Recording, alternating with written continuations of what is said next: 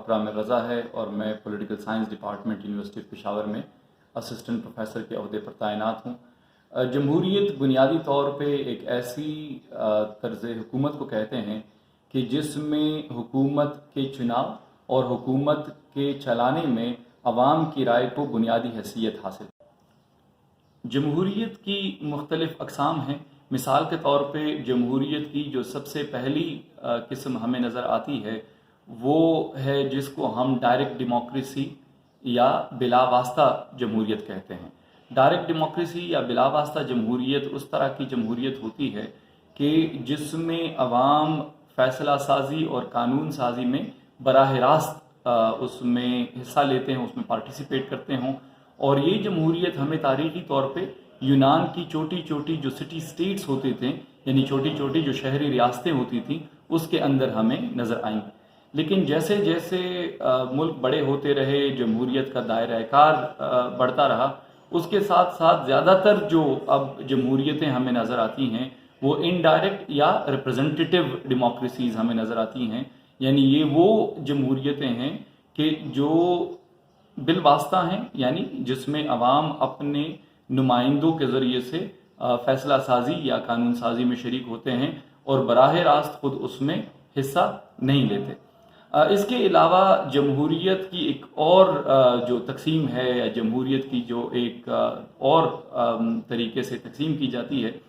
وہ ہے پارلیمانی اور صدارتی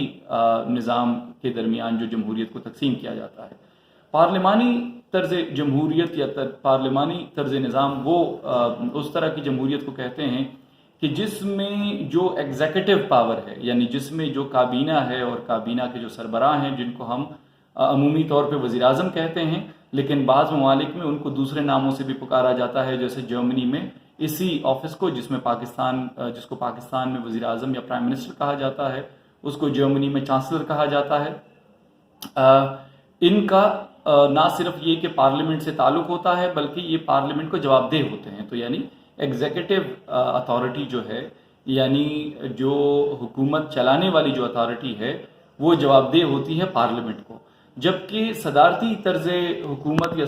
صدارتی طرز جمہوریت وہ ہوتی ہے کہ جس میں پارلیمنٹ کا دائرہ کار مختلف ہوتا ہے اور جو صدر اور اس کی کابینہ ہوتے ہیں ان کا دائرہ کار ان سے الگ ہوتا ہے۔ اس طرح کی جو جمہوریت ہے اس کی سب سے بڑی مثال ہمارے سامنے امریکہ میں قائم ہے، اور